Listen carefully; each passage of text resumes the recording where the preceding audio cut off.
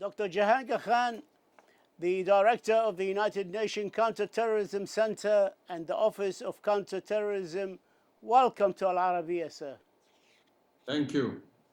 I'd like to start my questions talking about the Global Counter-Terrorism Conference that earlier this month was held and continue actually at the United Nations headquarters.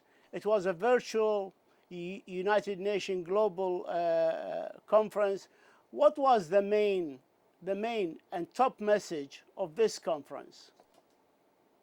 Well, this conference was convened by His Excellency the Secretary General, Mr. Antonio Guterres, virtually, as you said, to bring the whole international community, all the member states together virtually, to focus on how, in the context of the current COVID-19 pandemic, the international community must remain focused on strengthening multilateral cooperation in its continued fight against terrorism and the prevention of violent extremism. That was the first objective. And secondly, to assure the international community that the United Nations, and in particular the United Nations Counter-Terrorism Center, through the expo that was launched also during this conference, is ready, willing, and able to provide the necessary support and capacity building to those member states that are most affected, particularly during this COVID-19 pandemic. How did COVID-19 affect the fight against terrorism? Well, one thing is clear. Just like the pandemic and this COVID-19 virus, terrorism is a plague that has been affecting all member states and all peoples around the world for a very long time. And the only way, in the view of the Secretary General, in which this, if you like, pandemic of terrorism and violent extremism can be addressed is through strengthened multilateral cooperation and through building those on the resolutions of the United Nations, the Global Counterterrorism Strategy, the Security Council resolutions, and most importantly, as I said, through strengthening the capacities of member states, not only to work inside their countries, but across borders, both regionally and globally. You know, the message was during COVID-19 and still continue, stay at home if you can. And it's like never before. People spend more time while at home online. We know that the likes of ISIS and other right-wing extremist groups and terrorist organizations are using the internet to spread their ideologies and their thoughts and to recruit. What is the United Nations effective strategy to counter this?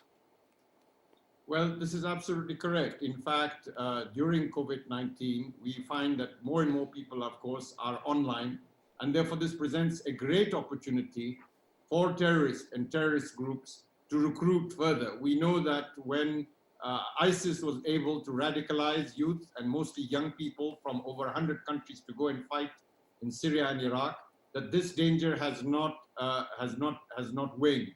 And for that reason, this conference also had a number of webinars, one of which was to address the whole issue of strategic communications. How do we work not only with governments, but also with internet companies and with civil societies so that we can convey effective positive narratives which will counter the insidious ideologies and extremist narratives of many types of terrorist groups, including hate groups and supremacist groups and neo-Nazi groups that we see have been exploiting COVID-19, particularly during these days of the pandemic. Terror attacks used to be carried out on land, at sea, in the air. Now we also have cyberspace. What is the UN strategy to counter cyber attacks and hackers? This is one of the frontier issues, cybersecurity, just as the world is to some degree caught by surprise by the speed with which this pandemic affected the whole world. We also know that the cybersphere is very vulnerable to attacks by terrorist groups. And so one of the main focuses of this conference was in this whole field of strengthening multilateral cooperation in the area of cybersecurity And the United Nations Counter-Terrorism Center has developed a global program to support governments to strengthen their cybersecurity capabilities. In addition to that, there are a number of frontier issues such as bioterrorism, especially now that we see in the context of the pandemic, where terrorist groups may be looking to develop or exploit viruses that could be unleashed. So here again, there was a big focus on how can we strengthen multilateral cooperation and capacity building in the field of bioterrorism, chemical, biological, nuclear, and radiological weapons, because these are all areas which could be, down the road, be exploited by terrorist groups. As a diplomat with more than 30 years experience at the United Nations, and you have held many prominent positions at this organization, and most of them to do with my region, the Middle East, and largely in the field of counterterrorism. How do you rate the Arab countries' performance in fighting the good fight against terrorism, and in particular, how is the Gulf area doing, especially a country that had more than its fair share of terrorist attacks like the Kingdom of Saudi Arabia? Well, I can say wholeheartedly that the Arab region is very serious about the fight against terrorism. This is demonstrated also by the fact that the Arab League Interior Ministers Council, all the Arab countries requested our United Nations Counter-Terrorism Center to support them in the development of a new and enriched Arab counterterrorism strategy that will be in line with UN Security Council and General Assembly resolutions. And we are working very closely with all the Arab countries to the Arab Interior Ministers Council now, not only to develop this strategy, but then eventually to help them implement it. In regard to the Gulf region, certainly the Gulf countries have shown, also by the fact that there have been hardly any terrorist attacks in this region. And the Kingdom of Saudi Arabia, which you mentioned, has been a leader in the support, in the fight against terrorism around the world, and in particular in supporting the United Nations, and it played an instrumental role in launching the United Nations Counter-Terrorism Center. They gave a generous contribution of over $110 million, and this money is being utilized to develop capacity building projects of the United Nations, along with a number of other donors around the world. The Kingdom of Saudi Arabia remains the largest donor to the United Nations in supporting our counterterrorism efforts around the world. What is the best way to deal with foreign terrorist fighters? Is it to hold fair trials, and is it possible to hold fair trials for such huge numbers? I mean, some estimates put them at more than 70,000 in Iraq and Syria. Well, the issue of foreign terrorist fighters is both a security issue, a legal issue, and a humanitarian issue.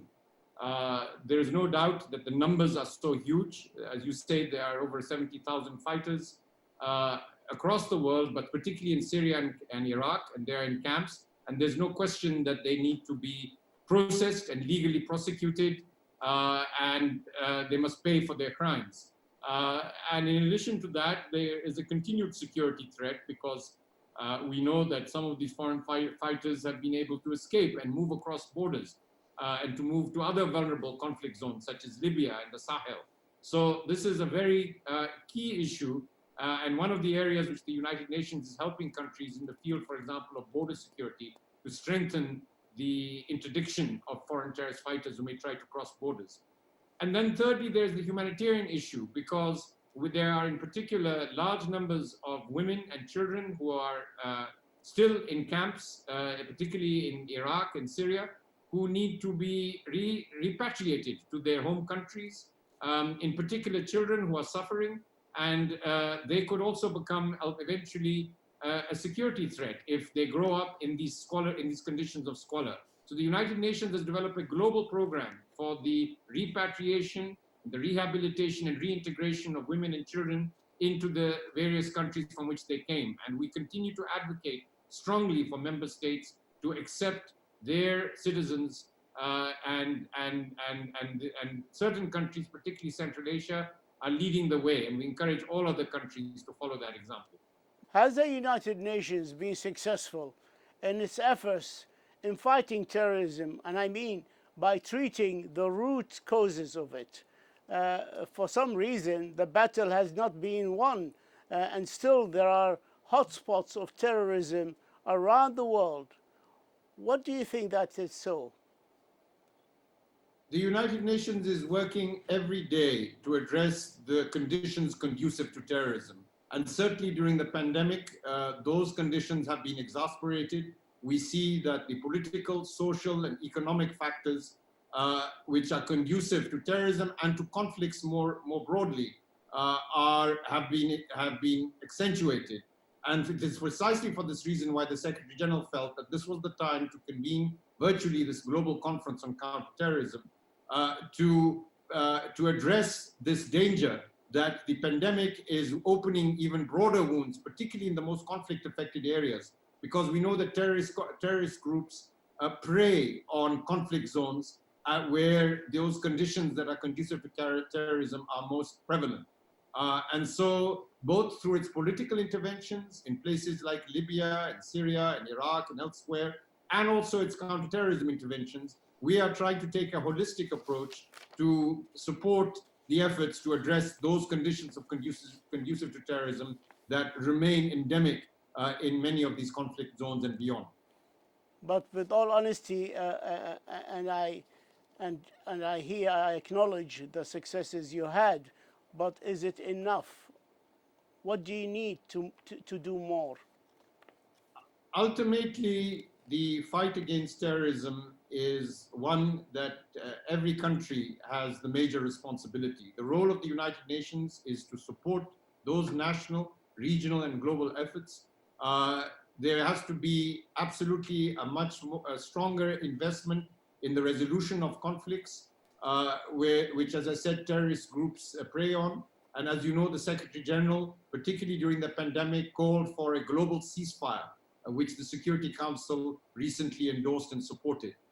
So, as I said, the effort of the United Nations is in all areas in addressing the political, economic, and social and other factors that are conducive to terrorism and to conflicts more broadly. Dr. Jehangir Khan, the director of the United Nations Counter-Terrorism Center and the Office of Counterterrorism, thank you so much for this interview and thank you for your insight. Thank you, sir. Thank you very much. It's always a pleasure to speak to Al Arabiya.